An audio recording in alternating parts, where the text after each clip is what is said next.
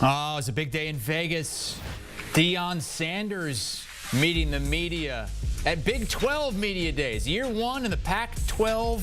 Started off good, ended up not so good. They finished dead last in the Pac-12, 1-8 overall. Win total 5.5 this season. He's got Shedeur back, got Travis Hunter back, and he was asked what he's really looking forward to in year two. This is what he said. The offensive line and the way they train, the way they work, the way they go about their job. When I see the defensive line coaches and the way they're on their kids and the way they're demanding excellence and the way these young men are working and the athletes that they are and the bodies that they have and they've developed right now. When I see the receiving core staying after practice to work with their quarterback, quarterbacks coming over there on off days to work with one another. When I see the running backs doing the same, led by a former walk-on, Charlie Offerdahl. You know, when I see the special teams that Mark Vassett is hearing right now, I think he's a darn pro, and Mata that don't miss, and Jace Feely and those guys that they can't wait till there's time. They understand special teams mean that we're special. You know, when I see those, the secondary, shoot, and they get out of bed and want to play man-to-man coverage. I love it, and Shiloh can't wait to hit somebody. You know, Cam Selman, so many of the guys, the change made from safety to linebacker with Trevor. I mean, and I really think this young man is going to be the next Brian Urlacher. I think he's going to make that transition from safety to linebacker and be dominant. Like, I just see the want and the fire and desire from our young men, and I can't wait till you get an opportunity to see it as well. So I'm very optimistic on what we have on our plate this year. And, well, they really need to improve. According to Chip Patterson, he put together his college football head coaching tiers for coaches going into year two, like Deion Sanders. And he's on that need to improve tier with a fellow Big 12 coach now, Arizona State's Kenny Dillingham. You see a couple of Big 10 coaches there in the middle tier looking to surge. Matt Rule, Luke Fickell, and then guys coming off really good year one looking to grow even more, like Jeff Brom, who had double-digit wins at Louisville in year one. Let's get Chip Patterson in here, and let's start with the Colorado Buffaloes and Coach Prime, who met the media today in Las Vegas ahead of their move to the Big 12. Why is Coach Prime, after that 4-8 season, his first season at Colorado, why is he in your worst tier? Because he needs to improve, because 4-8 is unacceptable based on the level of talent that is on the starting lineups for both the offensive and the defensive side of the ball. Because if you just look at the starting 11 for both sides, this is a group that can contend with almost anybody in the Big 12 and should be finishing in the postseason. So there is a need to improve, because when you've got a special quarterback talent like Shedeur Sanders, when you've got someone like a Travis Hunter, one of the best all-around football players. And look, I think I was happy to hear that Deion Sanders was complimenting his offensive line and the way they work, because I do think that Colorado has gotten better along the offensive and defensive lines during this last roster shakeup. But what happened at the end of last year?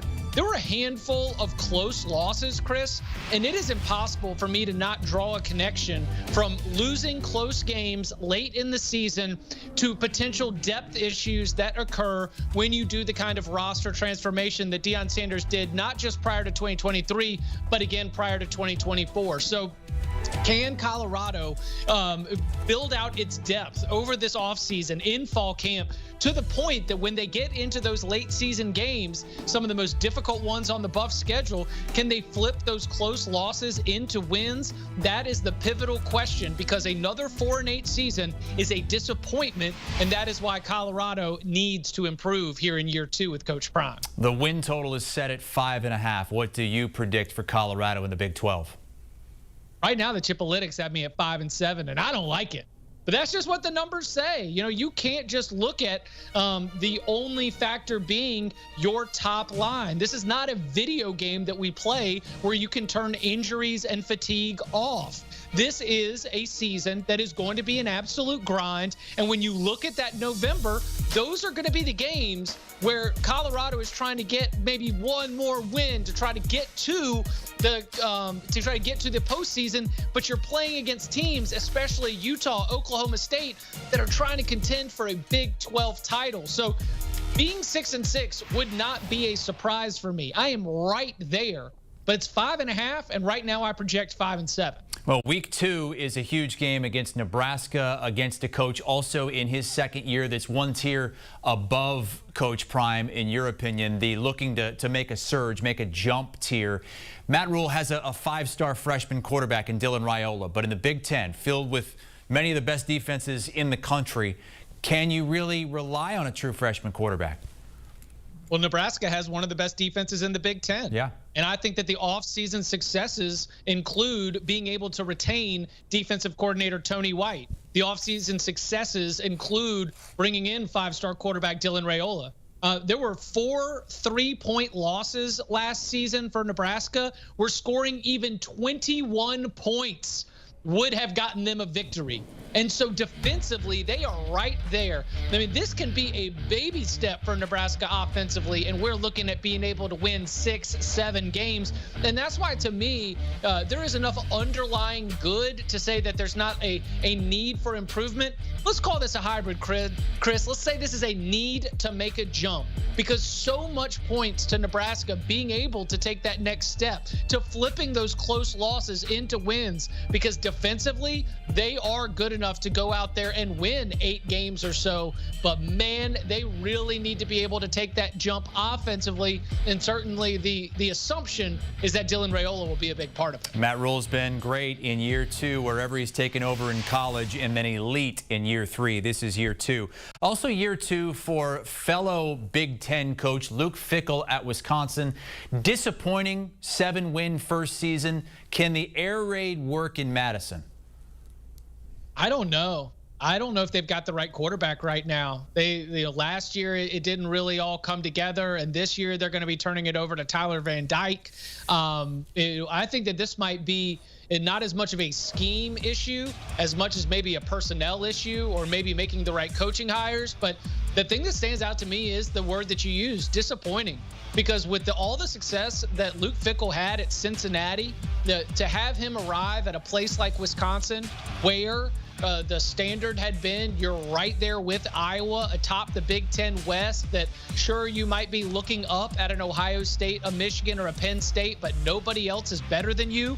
And then Northwestern came into town and ended a 14-game road losing streak by beating you in Camp Randall. So Luke Fickell's got a really, really important fall camp going into this year, because Wisconsin, by its own standard, needs to be better than it was a year ago. And right now, I'm not seeing a ton of evidence to suggest that big jump is going to be there. But that's where you've just got to come back to Luke Fickell's coaching chops, because his run at Cincinnati was one of the best runs of Cincinnati football in the modern era. So I think that Luke Fickell is under a lot of pressure, not necessarily hot seat kind of pressure, but certainly pressure to make a jump. His fan base apparently still behind him, though. You saw that poll from The Athletic polling Wisconsin fans. Almost 90% of them still think he's got this program headed in the right direction. You mentioned the Big Ten West, and Wisconsin was always a perennial contender there. No more divisions in the Big Ten, no more divisions in the SEC. We'll see if that's good news for a team like Auburn that's been in the SEC West for so long. Hugh Freeze, 6-win first season there. You look at their schedule this year, they might be favored in their first 5 games because they're all at home. Then the schedule gets crazy.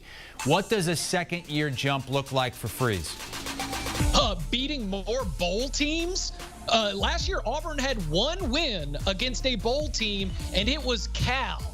Sure, you get a 1-score loss to Alabama, 1-score loss to Georgia, 1-score loss to Ole Miss, but you also lost to New Mexico State at home. Hugh Freeze needs to make a jump that starts with beating quality teams, and you've got opportunities on this schedule to go and do that. I think there are 2 games that are so important, and it's Oklahoma on September 28th and that Texas A&M game on November 23rd, because those are the peers that you're looking to take a step ahead of when we look at the way that the SEC, divisionless as you mentioned, stacks up 1 through 16.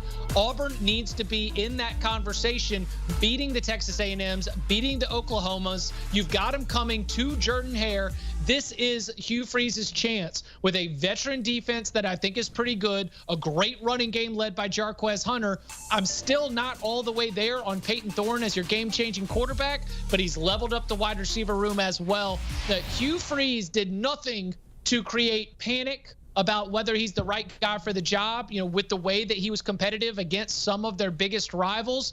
But, man, we got to get more quality wins. That's the next step for Auburn. A lot of these coaches have room for improvement, a big step to make. Then there's the top tier, and there's only 3 coaches here. We're going to highlight Louisville's Jeff Brom, who has made it difficult on himself. I mean, Louisville started 10-1 last season. They go to the ACC championship game. What can they do to be even better this season? Yeah, the win total is not going to be the best measure. I think the test for Jeff Brom in terms of building on success is whether his methods work. And what I mean by methods is the fact that when he showed up to take over the program that he loves so much in the city where he grew up, he brought in a huge transfer portal class. I mean, it wasn't Deion Sanders' Colorado big, but it was one of the biggest in the country outside of Colorado. And then they lose a lot of players to the transfer portal, and they're right back going into 2024 with another big transfer portal class. So the schedule is getting more difficult. He knew, talking to Jeff Brom last July, I said, what do you make of the chance that the schedule, sets up for a lot of wins in year 1? He said, well, we have to take advantage of it. They did. The win total is going to be a little bit tougher considering the fact that you've got some teams like a Clemson cycling on that you did not have last year. But if you're going to be able to show that you can take all these transfers, get them to buy in, get them to gel, then that is proof positive that he is following a blueprint, much like Florida State's Mike Norvell, in that we're going to use the portal, but it's going to lead to good results. So that's the big thing when I think about building off last year's successes. What lessons did Jeff Brom and that Louisville staff learn in getting 10 wins? By the way, first 10-win season for Louisville football since 2013. Getting to 10 wins, first ACC title game appearance. Can you take the lessons learned from that success and apply it to what's going to be a roster with a lot of new faces? Now, they didn't even do that in the regular season with Lamar Jackson when he won the Heisman Trophy. Chip Patterson here looking at second-year head coaches in major college football. Check out the Cover 3 podcast, the latest episodes highlighting the new California schools in the ACC. Bud Elliott's Summer School series rolling on with in-depth looks at Cal and Stanford.